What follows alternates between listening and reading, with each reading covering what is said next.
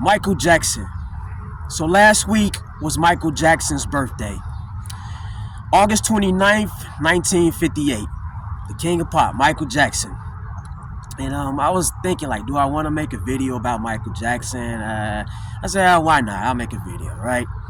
And before I do, I just want to say happy belated birthday. It's a pretty late happy belated birthday. Like I said, his birthday was a week ago, but happy belated birthday to the King of Pop. You know, Michael Jackson, before I go on, I want to say this.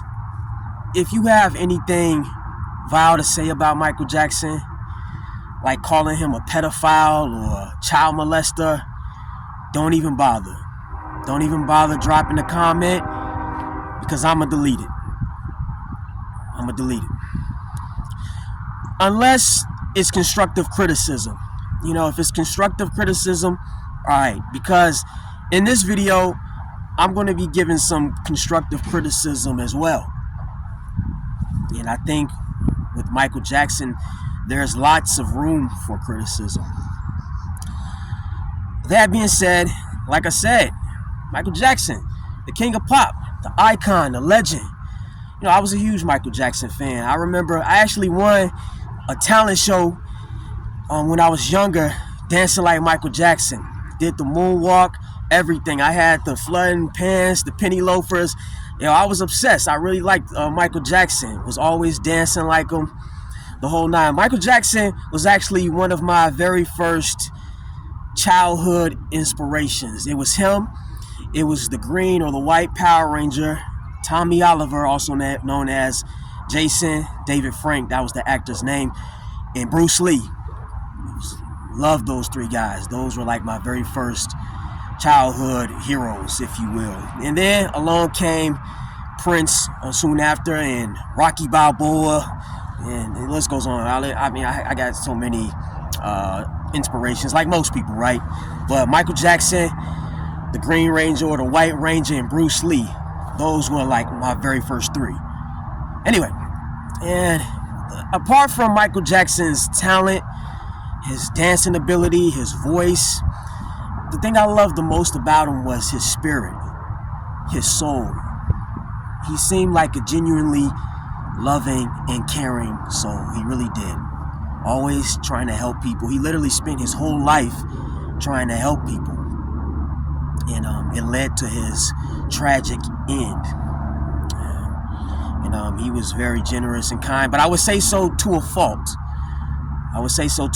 He was naive and gullible, and people exploited that. They took advantage of that, and they just abused him and the whole nine. You know, when I think back to Michael Jackson, I remember that interview with Martin Bashir, who was an Indian guy from London. And in that interview, he just had it out for Michael Jackson. Similar to when Oprah interviewed Michael Jackson. Every time he does an interview with these people, you can tell they don't like him, and they're just trying to justify the narrative that he was some kind of monster, pedophile, predator, the whole nine. And Martin Bashir, it was no different. He just had it out for Michael Jackson. And everybody knows this whole wave of accusing Michael of being a child molester and predator, this started back in 1997 with a kid named by the name of Jordan Chandler. Jordan Chandler, and his father's name was Evan Chandler. And Jordan obviously accused Michael of touching him. But then later come to find out, Jordan Chandler's father, Evan, was basically drugging Jordan and like manipulating him, and basically said, hey, say Michael touched you. And there's audio footage of Evan Chandler plotting the whole thing, saying he's going to wreck Michael Jackson. He's going to tear him down. Going to find the meanest, nastiest lawyer he can find. He's going to ruin this man's life forever. And really, as sad as it is to say, that's pretty much what happened. It's pretty much what happened. And again, as much as I did like Michael Jackson, he made it very easy for people to do that. You know, he gave the world a lot of ammunition. You know, Michael Jackson was a very private guy, and as he should have been. He was one of the biggest stars ever. But as private of a guy as he was, whenever he went public, man, he gave people a lot of ammunition. He really did. Now, if you go back to that Martin Bashir interview, for example, in that interview, he was sitting down holding the hand of Gavin Arvizo. I think that's the kid's name, and that's the other kid that later accused Michael Jackson of touching him. I think this was back in 2005. And just the way they were sitting there all close and touching, and Gavin was laying on Mike's shoulder. They was locked, holding hands, and it didn't even seem, it was like the way lovers would hold each other's hands. And I'm gonna say this, I don't think Michael Jackson was doing the things that people accused him of doing. I don't think he was out touching people, little children, boys specifically. I don't think he did any of that. He was a very strange guy. He was odd. He was weird. But being weird and strange and being criminal are two different things. It's not illegal to be weird. It's not illegal to be strange. You know, a lot of times people, they like to make fun of weird people or strange people or whatnot, but a lot of times those same people that are making fun of the weird people, they're not living the lives that they want to live. They're not living out their dreams, but they end up calling somebody else weird. Oh, he's weird, she's weird. Maybe motherfucker, maybe you just ain't weird enough. You know what I'm saying? They weird, this weird, motherfucker, maybe you just ain't weird enough. You know? With that said, there's nothing wrong with being weird, but you don't want to teeter the lines of criminality. You don't want to be so weird to where you end up like Michael Jackson in those "it's not what it looks like" moments. I get it. Michael Jackson's intentions were pure. He loved children, but not the way that the media was twisting it and trying to make it seem like he loved children. He wanted to help children. And his intentions were pure, but the thing about intentions, it's like this. Unfortunately, in life, your intentions don't always matter. Whenever you want to start playing the "I didn't intend to do this" game, or "I didn't intend to do that" game, you have to first ask yourself, what if whatever you did not intend to do happens? Then what? Now again, I don't think what people were saying Michael Jackson was doing, I don't think it happened, but you have to think in terms of worst case scenario. For example, if I ball up a paper ball, I'm in the classroom. I ball up a paper ball and I throw it at one of my friends. And I miss and I hit somebody else in the head, another classmate. Bounces off their head, boom. And everybody, they get a good laugh, ha, everybody's joking, it's water on the bridge, right? I didn't intend to hit the other person, but what's the worst that can happen? Another person gets hit, and you know, over the most part, they find it funny, everyone laughs, and they move on. So it's not that big of a deal, right? Now let's take Michael Jackson.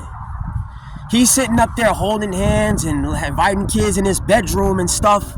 What's the worst that can happen? The worst that can happen is, man, he touches a little boy. Hold up. I'm getting a call right now. All right, but yeah, the worst that can happen is he ends up violating a child. And that's not good. That's inexcusable. So when you're in a situation like that, you want to just not do it at all. You know, you don't even want to be put in those situations to where if the worst thing that can happen is you're violating a kid, man, that's bad, you know? And you have to think about it. The way he was all holding hands with that kid, what do you think people are going to think? That's like me walking around holding hands with a woman or a girl. What do you think they're going to think? They're going to think we sleeping with each other. They're going to think we dating, right? Or let's just say you got a guy, he walks out of a hotel room with 6 or 7 fine chicks, fine women, all in high heels, skirts, you know what I'm saying? Hell, let's just say that guy, he got a fedora on and shit or whatnot, and walking out with a cane like he a pimp or something. What the fuck you think people are gonna think? You know, they gonna think y'all they was fucking.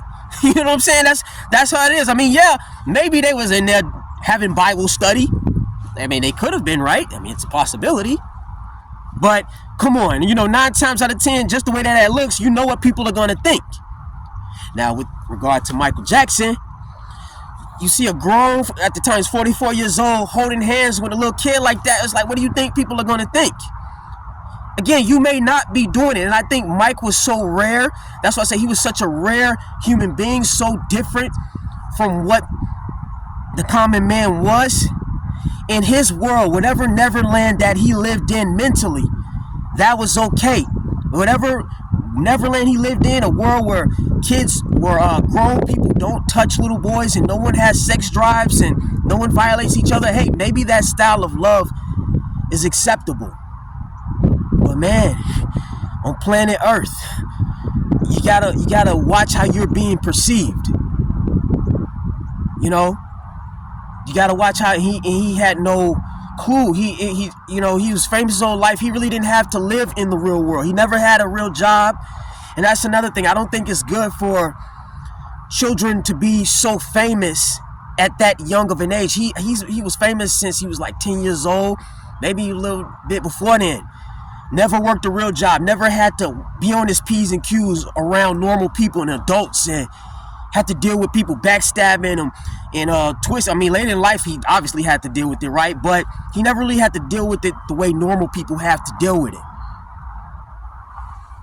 You know, he's never had to live in the real world, you know? And I'm not saying it's bad to be different and weird. Like I mentioned Bruce Lee earlier. Bruce Lee was very different in many ways.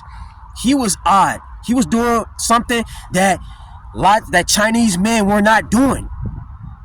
And a lot of Chinese people took issue with it. A lot of people say they killed him because of that.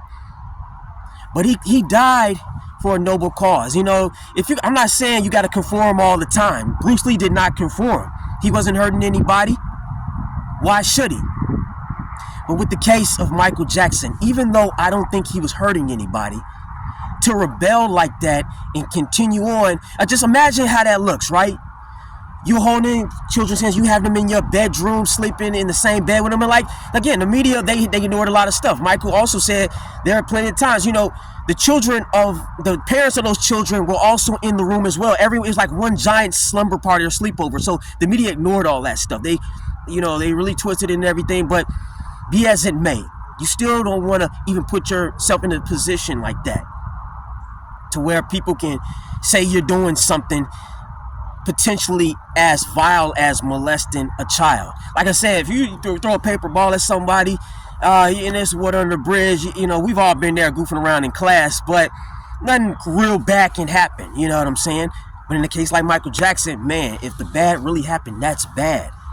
So you might want to conform and go along. I'm not saying you got to conform all the time.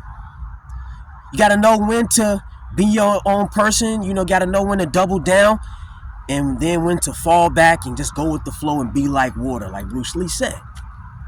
You know, imagine, you know, no, Michael Jackson stands his ground like, no, how dare you? Well, fuck society. Fuck society. How dare you say I can't hold little boys' hands and have them in my bed and sleep together? It's like, how silly does that, you know? He didn't get it. That sounds crazy. That sounds crazy. Even if your intentions are pure, it just sounds like, well, it's just awkward, you know? I get it. Like I said, I loved Michael Jackson, but he just didn't get it. You know? If you have a certain style to you or whatnot, yeah, double down. If society don't like it, who the fuck cares? Like, for example, you take rock and rollers or whatever, even some fighters, they'll paint their nails. Nowadays, you got fighters painting their hair rainbow colored and all that shit. Nothing wrong with it. People will say that's gay. Oh, bro, that's gay. What the hell you doing? Fuck you, eh? These guys are not hurting anybody. So what the fuck are they thinking? Okay, so what's the worst of that guy? Like I said earlier, you have to ask yourself, whenever you're going to go against the grain, you know, whatever your intentions may be, as long as they're pure and they're not hurting anybody, you have to ask yourself, what's the worst that can happen? If you dye your hair rainbow colored and paint your nails, what's the worst that can happen? All right, so people will think you gay. Eh? Especially you see guys like that, they probably still having sex with women anyway, so who gives a fuck, right? What's the worst that can happen? But in this particular situation, Michael Jackson, again, he just did not get it. In most people's eyes, don't even play like that. Even though he was not playing, but to just use this as an example or euphemism or whatnot, don't even play like that in colloquial terms. You know? Say, for instance, I got a gun in my hand. I point it at you. And I just start dumping. I just start, pulling the trigger. And you're like, whoa, shit, what the fuck, man? And I'm like, oh, no, man, I'm just joking. There ain't no clips in there. Ain't no bullets in there. Motherfucker don't even play like that. Oh, fuck. Because you gotta ask yourself, what's the worst that can happen? The worst that can happen is, you accidentally do shoot this motherfucker because, man, you didn't realize there was some bullets in that gun. And the worst that can happen is you blow this motherfucker's brains out. That's the worst that can happen. So whenever you start going against the grain, ask yourself, is the backlash worth it? Was the backlash worth it with regard to Michael Jackson? I don't think it was. I don't think Michael Jackson convinced anybody that it's okay to have little boys sleeping with him in his bed while he's in the bed. I don't think he convinced the world of anything. Even his strongest supporters, the people that believed he was innocent, such as I believe the man was innocent, and I'm still sitting here saying that was a bad look. He probably shouldn't have did that. He didn't inspire people to mimic his actions. Oh yeah, now I'm gonna have people in my bed too, little kids in my bed too. Hell no. Nah. If anything, as you know, and as bad as this is to say, let's just say the media believed Michael Jackson was innocent too. Let's just say they believed he was innocent. They probably felt, we probably still have to make an example out of this guy. Because if we don't, it just opens it opens the doors for real pedophiles and real child molesters to do some very terrible things. And all they gotta be like is, Mike's doing it. Well, we can do it too. And we're just helping the kids. Yeah, hey kids, come on in. In that interview with Martin Bashir, Martin asked Michael, he says, Michael, do you think, no, that's Ed, what's that dude, Ed something, I forgot his last name. Martin Bashir, like I said, he had that London, that British accent, but he says, Michael, do you think it's all right for a 44-year-old man to be sleeping in a bed with little children? Michael's like, yes. And afterwards, we have milk and cookies and go in the hot air balloon. It's like Mike, like that ain't the right answer, man. That ain't the answer you want to give. But again, imagine if society let that fly. Imagine if society let that fly. Then you have real child molesters doing the same. Hi kids, come in for milk and cookies. Then we can go ride the merry-go-round. And then it just spirals out of control, man. I'm telling you, man. So it's like I'm torn. It's like I feel bad for Michael Jackson. It was sad to see how frail he had gotten during those trials. Just the look on his face. I felt so bad for the man, but he brought it on himself. And I get both sides. You can't normalize that sort of behavior because Michael Jackson was a rare human being. I think he's one of the rare grown men who really can actually mean no harm, have no sexual intent. Being around a whole bunch of little boys and that close and holding hands and laying on each other's shoulders, I think he's one of the very few human beings that can be in that scenario and have pure intentions. And society knows this as well. That's why, if you just look at the amount of cases of children being abused, and that's how it all starts, they call it, grooming. So they were using that against Michael. Even after his death, documentaries were coming out saying, Michael groomed the kids, he groomed the parents. I don't believe it, but again, when on the surface, all of the mannerisms look so similar, you take a person that really is grooming someone, they do the things Michael Jackson did. When it's so similar on the surface, it's like, at that point, how do you really tell who's lying? How can you really differentiate between intentions? You can't. That's why it goes back to the main point of don't even do it. Don't even put yourself in that position with motherfuckers and be like, you did this or you was doing that. If I'm dating a girl, for example, you're not gonna see me on the dance floor grinding up on another girl and be like, oh, I didn't mean it, we just dancing. Fuck that shit. I'm not even gonna put myself in a position to where it looks bad and the motherfuckers be like, hey, they fucking, something going on. No. Don't even put yourself in that position. Same thing goes for girls. Holding hands with another guy, he's just my friend. He's just my friend. That's what they like to say.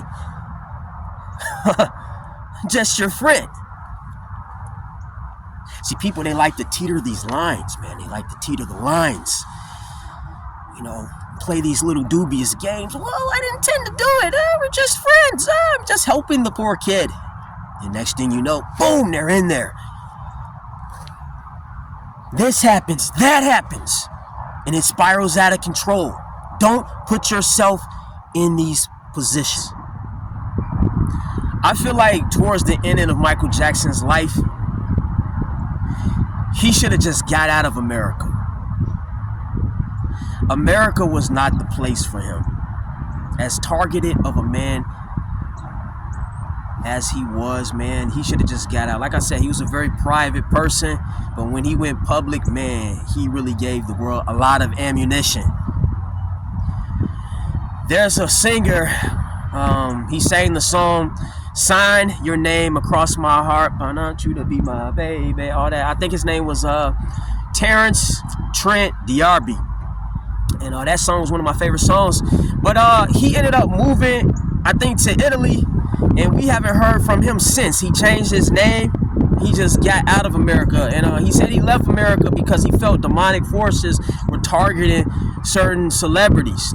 And he actually listed, like, referenced Michael Jackson and Prince as two of these celebrities. So he had the right idea. He was wise. He was smart. He got the hell out of it. Michael should have did the same. And obviously he should have knocked it off with the whole having children in his bedroom thing and stuff like that, regardless of whether or not he stayed or moved away. You know, if you want to help children, there's nothing wrong with that. If you want to show love to children, I'm all for it. You know, I can show love to children. I can, create community centers and stuff. There's many ways to help children. And even if you invite them over, shit, you can have them hang out or play with your kids. You don't have to have them in your fucking bedroom and things like that. You can help children, but not in the way that Mike was going about it. I mean, people adopt and stuff. You can show love to children, but don't teeter those lines of criminality like that, especially in that kind of way. Anything regarding a child, that's real serious. People take that stuff very serious. They say, oh, Michael, he loved the children. He wanted to help the kids. He loved the kids. Hey, nothing wrong with that. Nothing wrong with that. I mean, I like kids. I'm all for helping children and loving children. But you can love children and help them without holding hands with them and being all touchy-feely and hugging up on them and laying up on them. That's not necessary. I don't think sports coaches and teachers need to sleep in the same bed with their students to make their athletes and students feel cared about or loved. Michael Jackson in an interview said the most loving thing you can do is to share your bed with someone. All right, even if you want to let somebody sleep in your bed, then hey, give them the entire room, and while they sleep, you should be somewhere the fuck else.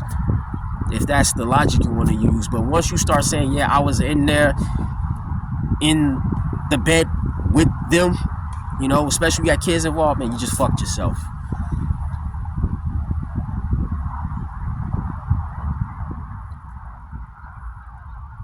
I mean, I get it, literally all of his accusers, they were exposed. They were exposed as liars. Many of them just say, hey, yeah, we lied. We just want, But the damage was already done.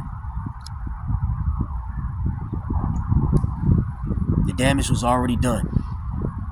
See, because, all it takes is the accusation. That's all it takes. And the media knew that. The attorneys knew that. The law knows that. All it takes is the accusation to ruin your life forever. Because hell, we can't get them in prison. We can't get them in jail. Hey, if prison don't kill them, then the wrath of public opinion will.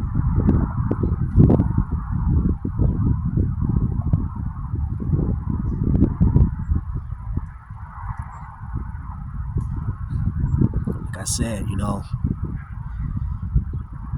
have to conform all the time. But in this particular situation, it would have been in Michael's best interest to knock it off.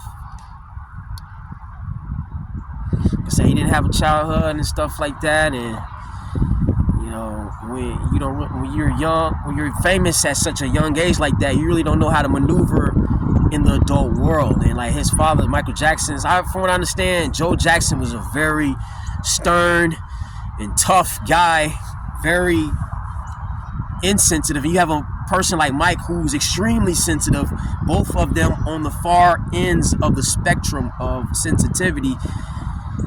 When they meet, when they have a relationship, it usually isn't good for the very sensitive person. The sensitive person really suffers, and I think Michael really suffered with regard to his relationship with his father. His father was just, and it affected him more in a way that probably didn't affect his siblings, because maybe they weren't as innately sensitive as Michael. And there's nothing wrong with being sensitive, but as they say, anything too much of something can work against you, and you gotta know how to just find that balance. I don't know. I think I'm gonna just wrap this up. I'm gonna wrap this up and just say I was a big fan of Michael Jackson. I was. He was a generous soul, and I don't think the world deserved Michael Jackson. I don't think the world deserved him, and I don't truly think he really deserved the way the world came at him. But I'm glad the world got him. So just say happy belated birthday to Michael Jackson, and may his soul rest in peace.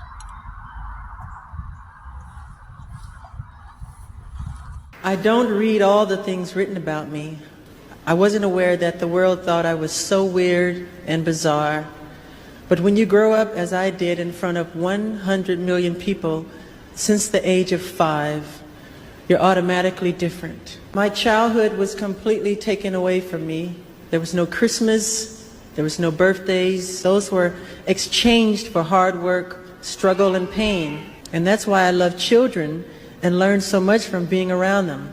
I realized that many of our world's problems today, from the inner city crime to large-scale wars and terrorism and our overcrowded prisons, are a result of the fact that children have had their childhood stolen from them. The magic, the wonder, the mystery, and the innocence of a child's heart are the seeds of creativity that will heal the world. I really believe that.